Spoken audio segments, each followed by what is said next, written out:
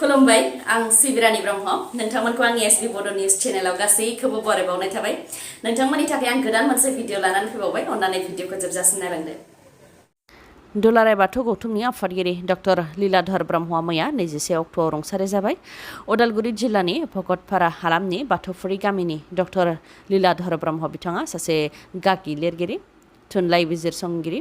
हारिमुनि गोख्रों आरो सांग्रां सिबियारि आरो समाज सिबियारि जानायजों लोगोसे दुलाराय बाथौ गौथुमनि आफादगिरिमोन। बिथांनि रुंसारि जानायखौ गोथौ दुखु मोननाय फोरमायदों दुलाराय बर' फरायसा आफादा आरो बिथांनि गोजोन जिउमानि थाखाय आनान गसाइनिसिम आरज गाबहरदों। डक्टर लीलाधर ब्रह्मनि रुंसारि जानायखौ लानानै दुखु मोननाय फोरमायनायजों लोगोसे लिरदों दि बिथाङा गुबैयै बर' दोरोङारि मोसानाय आरो हारिमुनि सायाव बिजाब सुजुनानै गेदेर बिहोमा होलांबाय। गोबां लाइसि आरो बिसम्बिफोराव गोबां लिरबिदां सुजुनायजों लोगोसे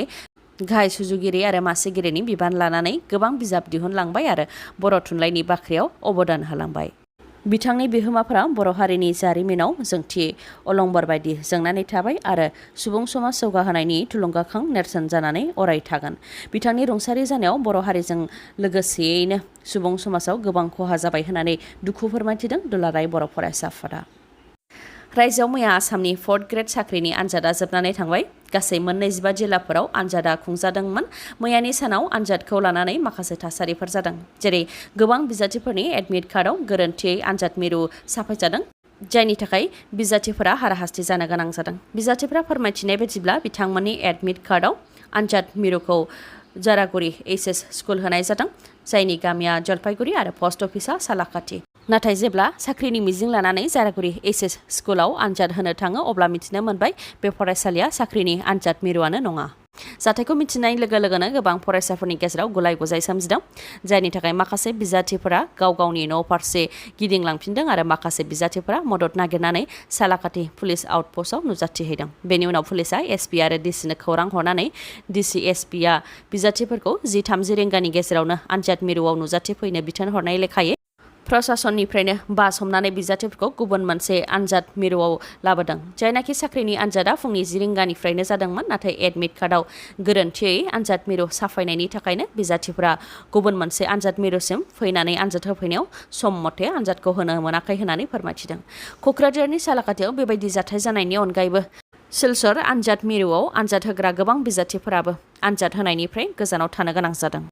करिमगन्ज आरो हाइलाकान्दिनिफ्राय गोबां बिजाथिफोरानो सिलचर आनजाद मिरुआव आनजाद होनो थाखाय फैदोंमोन, नाथाय आनजाद मिरु मोनफैनायनि सिगां लामायाव गोबां ट्राफिक जाम जादों, जायनि थाखाय गोबां बिजाथिफोरानो आनजाद मिरुसिम सौफैनो हायाखै आरो माखासे आनजाद मिरुसिम सौफैनो हादोंब्लाबो सम मथे सौफैनो हायाखै, जायनि थाखाय आनजाद होनायाव जेंना नुजाथिदों होननानै फोरमायथिदों। लामायाव जानाय गोबां ट्राफिक जामनि भिडिअ'आ ससियेल मिडियाआव गोबां भाइरालबो जादों। बेराफारसेथिं 4th ग्रेड साख्रिनि आनजादनि थाखाय रायजोनि 25 जिल्लाफोराव मबाइल इन्टारनेट बन्द खालामनायजों अनलाइननि गेजेरजों फालांगि खालामग्राफोरा गोबां खहा जादों होननानैबो फालांगिरिफ्रा फोरमायथिदों। इउपिएससिनि थाखाय CEMS सुपार 50नि गेजेरजों सायख'जानाय सा 50 फरायसाफोरखौ प्रमद बर'आ खौरां लाहैदों। निउ दिल्लीआव थानाय चाणक्य आइएस एकाडेमियाव कचिं लाहैनाय सा 50 फरायसाफोरखौ लोगो हमनानै सावरायनायजों लोगोसे बिथांमोनखौ थुलुंगा होदों प्रमद बर' बिथाङा। फाइनान्सियेल इयार 2021-22 मायथाइनि बिटिसिनि रां बावजा जुथुम्मायाव लानाय गासै 650 कोटि राङा बाहायजाजोबाखै। बे खोथाखौ फोरमायथिदों एमसिएलए देरहासात बसुमतारिया। मख'नो गोनांदि सालबारि जिल्ला बिपिएफ कमिटिया मबिलाइजेसन मिटिं खुंदों, जेराव बिपिएफ दोलोनि एमसिएलए देरहासात बसुमतारि, एमसिएलए प्रेस मुसाहारि लोगोसे जिल्ला आरो ओनसोलनि बिपिएफ दोलोनि मावथि बिथांमोनहाबो बाहागो लादोंमोन। 31 आगस्टनि गेजेरावनो गासैबो जिल्लाफोरावनो मबिलाइजेसन मिटिं खुंनो थाखाय सेन्ट्रेल बिपिएफआ थांखि लादों होननानै फोरमायथिदों आरो बेनि गेजेरजों बिपिएफनि मेम्बारफोरखौ गोदानै थिसननाय जागोन। खामानिखौ मोजाङै मावलांनो थाखाय मोनफ्रोमबो भट मिरुफोरावबो गोख्रों कमिटि दानो थाखाय थांखि लानाय जादों आरो 2023 मायथाइयाव सेन्ट्रेल कनफारेन्स खुंनो थाखायबो जिल्ला गिदिंगासिनो दं होननानै फोरमायथिदों एमसिएलए देरहासात बसुमतारिया। बेनि अनगायैबो बिथाङा बुंथिबावदों दि फाइनान्सियेल इयार 2021-22 मायथाइनि बिटिसिनि रां बावजा जुथुम्मायाव लानाय गासै 650 कोटि रांखौ बिटिसि सरकारा दासिमबो बाहायजोबनो हायाखै, जाय दुखुनांथाव, मानोना बोसोरनि बाजेटखौ बोसोराव बाहायजोबोब्लासो एडिशनेल फान्ड मोननो हायो होननानै फोरमायथिबावो बिथाङा। बेनि अनगायैबो सिगांनि सरकारा 2000-3000 दाहार गालांदों आरो जाख्ल'नाय जादों होननानै इउपिपिएल सोरखारा जि अजद होदों बेनि सायाव फोरमानखौ होनानै बुंथियो बिथाङा उल्था फारसेथिं दानि सोरखाराव मोनफ्रोमबो जाख्ल'नायनि फोरमान होनो हायो होननानैबो बुंथियो जेरै बिटिसि गभर्नमेन्टनिफ्राय फरायसाफोरनो जि साइकेल आरो स्कुलनि बेग होनाय जादोंमोन बेनि थाखाय साप्लायारनो जि सेम्पोल होनानै टिका लादों बेयाव फरायसाफोरनो होनाय साइकेल आरो बेगनि क्वालिटिया साप्लायारनो सेम्पोल होनायजों गोरोबलाया जेराव गोबां जाख्ल'नाय जादों होननानै बुंथियो बिथाङा बेनि अनगायैबो PMAY आरो अरुणोदय बिथांखिखौ लानानैबो दानि सोरखारा राजखान्थि खालामदों होननानै बुंथिबावो बिथां देरहासात बसुमतारिया बिथाङा फोरमायथिनाय बायदिब्ला दानि सोरखारा PMAY बिथांखिनि गेजेरजोंबो गोरिब दुखुथिया नखरफोरनिफ्राय 5,000 7,000 रां लादों बेनि अनगायैबो BPFनिफोरा PMAYनि गेजेरजों न' मोननो हाया मुंनि फारिलाइ फैयोब्लाबो दाननानै होयो अरुणोदय बिथांखिखौबो BPF दोलोखौ एंगारनानै UPPL दोलोआव हाबोब्लासो मोननो हायो बेफोरनि अनगायैबो जायफोर गोरिब दुखुथिया नखरनि बिथांमोनहा मोननो हाया उल्थायै प्राइमारि UPPLनि मेम्बार आरो लिडारफोरा VCDCनि चेयारमेन आरो मेम्बारफोरा गावसोरनि नखरनि सोद्रोमाफोरनि मुङाव अरुणोदय बिथांखिनि मुलाम्फाखौ लागासिनो दं जाय दुखुनांथाव होननानै बुंथियो MCLA देरहासात बसुमतारिया बेनि अनगायैबो बिटिआरखौ प्रमद बर'आ सालायाखै बिटिआरनि मोनबा जिल्लाखौ डिसिफोरासो सालायगासिनो दं डिसिफोरा दिनैनि सानाव बिटिसिनि सेक्रेटारि आरो बेनि गेजेरजों जि गोहो मोनदों बेजोंनो बिटिसिखौ डिसि अफिसनिफ्राय सालायगासिनो दं आरो बिटिसिनि मोन 40 डिपार्टमेन्टनि डिस्ट्रिक्ट लेभेलनि अफिसारफोरखौ डिसिफोरानो सालायगासिनो दं होननानैबो फोरमायथियो आरो दिनैनि सानाव बिटिसि होनाय जेबो गैला होननानैबो बुंथिबावो MCLA देरहासात बसुमतारिया आसाम सोरखारनि 4th ग्रेड साख्रिनि आनजादखौ नेमखान्थि बायदियै खुंनायनि थाखाय काछार कलेजनि प्रिन्सिपाल डक्टर सिद्धार्थ शंकरनाथखौ काछार पुलिसा एरेस्ट खालामदों काछार कलेजनि प्रिन्सिपाल डक्टर सिद्धार्थ शंकरनाथ बिथाङा आनजाद मिरुनि सासे इनचार्जमोन नाथाय आनजादनि प्रट'कल एबा नेमखान्थिखौ फालियालासे आनजादखौ खुंनायनि थाखायनो बिथांनि हेंथायै अजद होदोंमोन बेनि उनावनो डक्टर सिद्धार्थ शंकरनाथ बिथांनो सामन हरनानै बिथांनाव सोंनाय फिननाय लादोंमोन आरो आनजादनि प्रट'कलखौ फालियैनि थाखायनो बिथांनि हेंथायै काछारनि डिसि रहन झा बिथाङा एफआइआर होदोंमोन उनाव बे एफआइआरनि सायाव बिथा खालामनानैनो डक्टर सिद्धार्थ शंकरनाथखौ एरेस्ट खालामदों